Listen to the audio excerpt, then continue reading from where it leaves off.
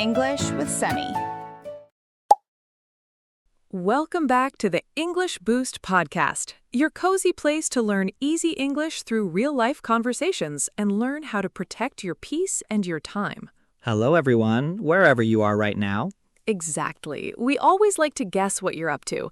Maybe you're walking to the bus stop in the chilly morning air, washing an absolute mountain of dirty dishes, driving home from a long shift at work, or maybe you're just lying in bed, staring at the ceiling, trying to relax.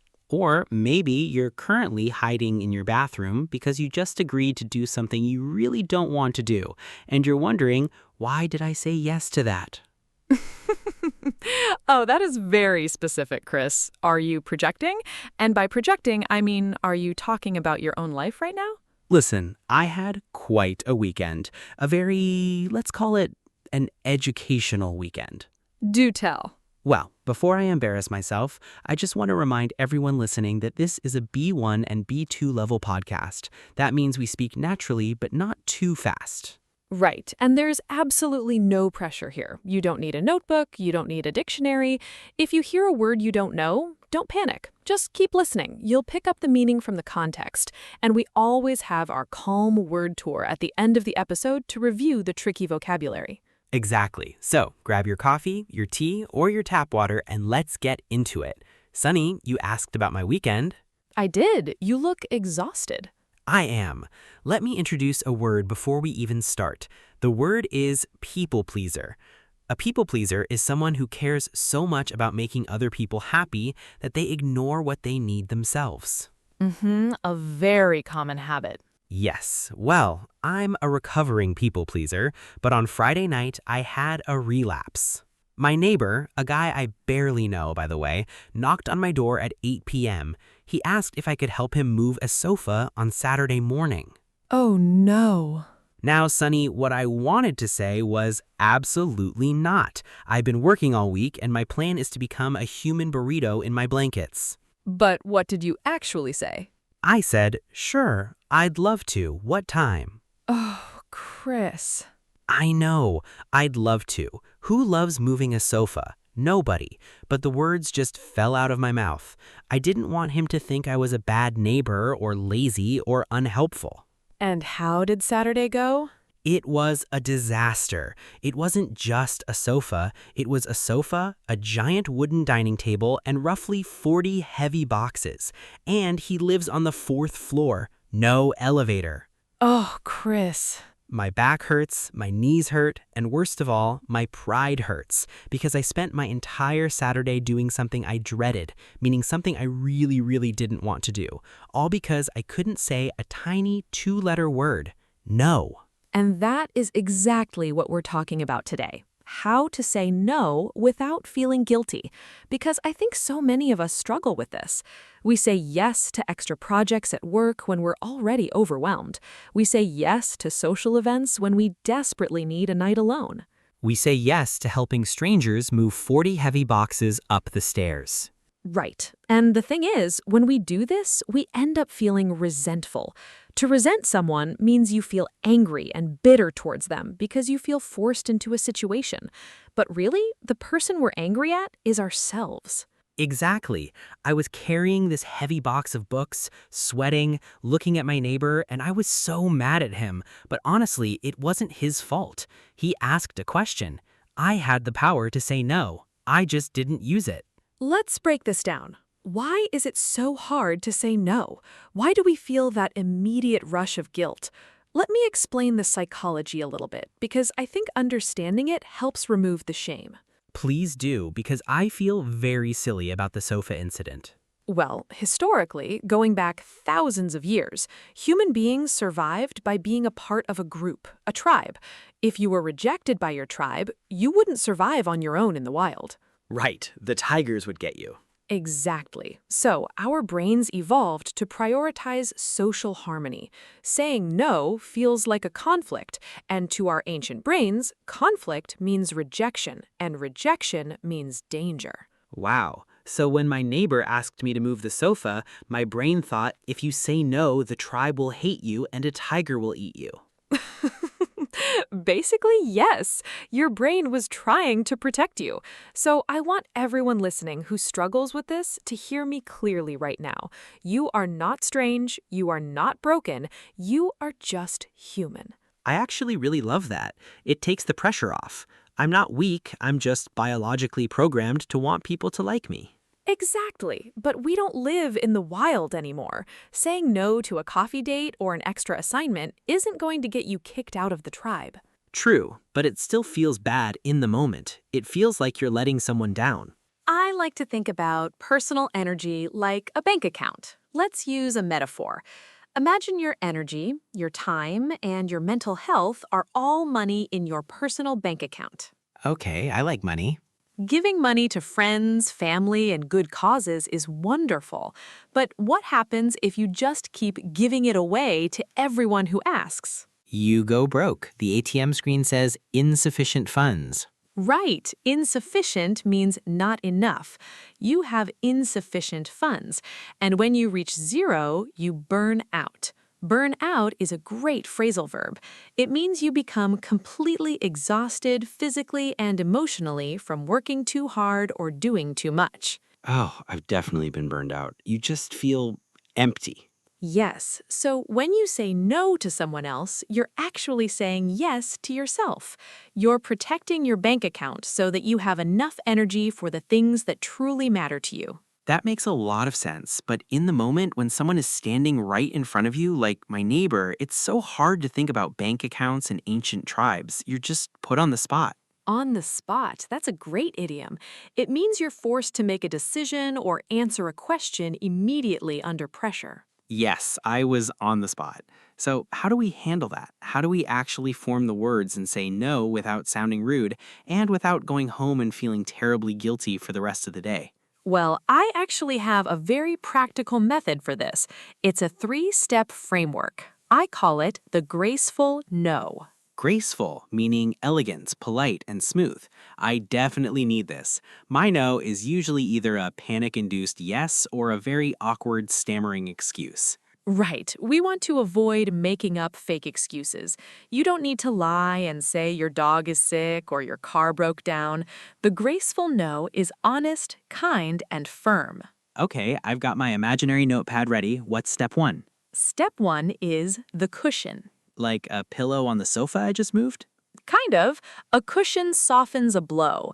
In conversation, it means starting with something positive or appreciative. When someone asks you for a favor or sends an invitation, they're showing that they value you, so acknowledge that. How? Give me an example. You could say, "Thank you so much for thinking of me," or "I really appreciate you asking," or "That sounds like a wonderful project." Okay, that's easy. Thanks for asking me to move your incredibly heavy furniture. Exactly. It starts the interaction with warmth. Now, step 2 is the most important part, the gentle boundary. A boundary, a line you draw to protect yourself. Yes, this is where you actually say no. But the trick is to keep it clear and brief. Do not over-explain. The more you explain, the more the other person might try to solve your problem. Oh, that is so true. If I say, I can't go to dinner because I have to wash my hair, they say, oh, we can go later after your hair is dry. Exactly. You gave them an opening. Instead, keep it simple. Say, "I won't be able to make it," or "I don't have the capacity right now," or simply, "I'm going to have to pass this time." I'm going to have to pass. That sounds very professional. It is. You don't need to give them your whole schedule, just a clear, polite statement.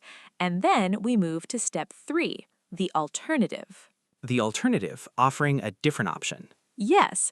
Now, this step is optional. You only use it if you actually want to help, but just not in the way they asked. Oh, interesting. For example, maybe a colleague asks you to organize a huge event. You don't have time. You do step 1. Thanks for trusting me with this. Step 2, but my schedule is full this month, so I can't take it on.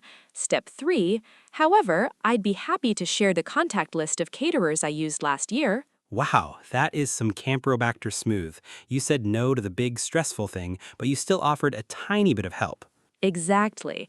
Or if you don't have an alternative to offer, step 3 can just be a warm closing. I hope the event goes wonderfully. or wishing you the best with it. So for my neighbor, step 1, thanks for asking for my help. Step 2, but I've had a really long week and I need to rest my back today, so I can't. Step 3, I hope the move goes smoothly. That is a perfect graceful no. How does that feel to say? It feels empowering, but honestly, I think it takes practice. If I try this in real life, my voice might shake. And that's okay. It feels unnatural at first because you're building a new muscle. So I have a little challenge for you, Cris, and for our listeners. I am ready. What's the challenge? We're going to play a rapid-fire game. I'm going to throw 3 quick, slightly uncomfortable scenarios at you. You have to use the 3-step framework to say no to me right now. Oh boy, okay, put me on the spot. Let's do it. Scenario number 1. I'm your aunt. We're at a family dinner.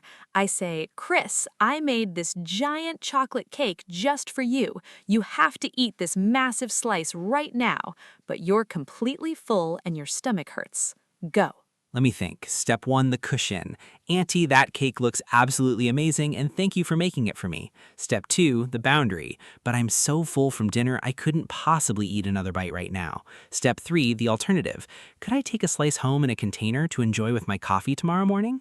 Brilliant. That was 10 out of 10. You acknowledged her effort, you protected your stomach, and you gave a great alternative. Hey, I'm pretty good at this. Hit me with the next one. Okay, scenario 2. I'm a coworker. It's Friday at 5:55 p.m. I rush over to your desk. Cris, please, I forgot to finish this report. Can you stay late and help me? It'll only take 2 hours. Oof, the classic Friday panic. Okay, cushion. I know how stressful it is to be behind on a report, and I appreciate that you trust me to help. Boundary. Unfortunately, I have plans this evening, and I have to leave the office at right 5 o'clock. Alternative. I can't stay today, but I'd be happy to take a quick look at it first thing on Monday morning if you still need fresh eyes. Wow, really good. Firm, professional, but still kind. See, the alternative step is the magic trick. It makes me feel less guilty because I'm still offering something just on my own terms. Exactly. You control your boundaries. Okay, final scenario, the toughest one. Bring it on. I'm a good friend of yours. I'm starting a terrible new business selling ugly homemade hats. I say, Cris, I'm having a launch party on Sunday. It's 3 hours away and tickets are $50. You're coming to support me, right? Ugly hats, 3 hours away, $50? This is a nightmare. How do you say no without ruining the friendship? Okay, deep breath. Cushion. I'm so excited for you and this new business venture. Thank you for inviting me to celebrate. Boundary. I won't be able to make the trip this Sunday, unfortunately. Alternative. But I hope the launch party is a huge success and I'd love to grab a coffee next week to hear all about how it went. Masterful, truly graceful. Notice how you didn't invent a fake excuse. You didn't say, my car is in the shop. You just kept it vague and polite. I won't be able to make the trip. It actually feels better not to lie. When you make up a lie, you have to remember it. You have to pretend your car was broken for weeks. This is just clean. Clean and honest. Listeners, you can practice this too. Start small.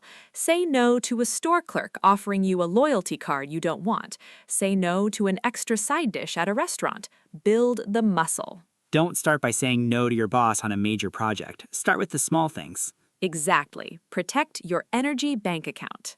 And speaking of energy, let's take a nice, calming moment to review the fantastic vocabulary we used today.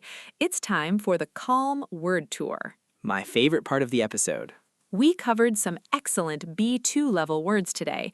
I'll say the word, give a simple explanation, share an example, and then we'll practice the pronunciation together. Number 1, people pleaser. A people pleaser is a noun. It means a person who constantly tries to make others happy, often sacrificing their own needs because they want to be liked or want to avoid conflict. For example, as a people pleaser, she always said yes to working on the weekends. Or, he's learning to stop being a people pleaser and start setting boundaries. You can repeat, people pleaser. People pleaser. Number 2, to dread. To dread is a verb. It means to feel extremely worried or frightened about something that is going to happen in the future because you really don't want to do it. For example, I am dreading my dentist appointment tomorrow, or he dreaded having to tell his boss the bad news. You can repeat dread. Dread. Number 3, to resent. To resent is a verb. It means to feel angry or bitter about a situation, an action, or a person, usually because you feel you were treated unfairly or forced into something. For example, if you always do favors for free, you will eventually resent your clients. Or, she resented her brother for not helping with the chores. You can repeat resent. Resent. Number 4, on the spot. On the spot is a very useful idiom. It means happening immediately without any time to plan or prepare, usually putting someone under pressure. For example, the teacher put me on the spot by asking me to summarize the entire book. Or, when they offered him the job, he accepted it right on the spot. You can repeat, on the spot. On the spot. Number 5, burn out. Burn out is a phrasal verb. It means to become extremely tired, sick, or depressed from working too hard for a long period of time without enough rest. For example, if you don't take a vacation soon, you are going to burn out. Or, many nurses burn out due to the long hours. You can repeat, burn out. Burn out. Number 6, boundary. A boundary is a noun. In this context, it means a psychological or emotional limit that you establish to protect yourself from being manipulated, used, or exhausted by others. For example, saying no is a great way to set a healthy boundary. Or, her friends didn't respect her boundaries when they called her at midnight. You can repeat, boundary. Boundary. Number 7, insufficient. Insufficient is an adjective. It simply means not enough in amount, strength, or quality. For example, there was insufficient evidence to prove the theory. Or, I couldn't buy the coffee because I had insufficient funds in my account. You can repeat insufficient. Insufficient. And the last one, number 8, graceful. Graceful is an adjective. It means moving in a smooth, relaxed, and attractive way, or behaving in a polite, pleasant, and elegant manner, especially in a difficult situation. For example, she is a very graceful dancer, or he accepted the criticism in a very graceful way. You can repeat graceful. Graceful. Beautiful. Those are some truly excellent words to add to your everyday vocabulary. They are. And that brings us to the end of our conversation today. But before we go, we have a tiny piece of homework for you. Don't worry, it's not moving a sofa. No heavy lifting required. We want you to go down to the comment section and tell us about a time when you successfully said no to something. How did it feel? Did you use a cushion? Did you feel guilty? Or did you feel relieved? And try to use at least one of the vocabulary words from today in your comment. Tell us if you're a recovering people pleaser or if someone put you on the spot. We read all of your comments and we love seeing you practice. We really do. If you enjoyed this cozy conversation and found it helpful, please remember to like this video, share it with a friend who might need a gentle reminder to protect their energy, and subscribe to the channel so you never miss an episode. It helps us out a lot and it tells the algorithm that you enjoy learning English the natural way. Exactly. This is Sunny. And this is Cris. And you've been listening to the English Boost podcast. Bye. Your progress doesn't end here.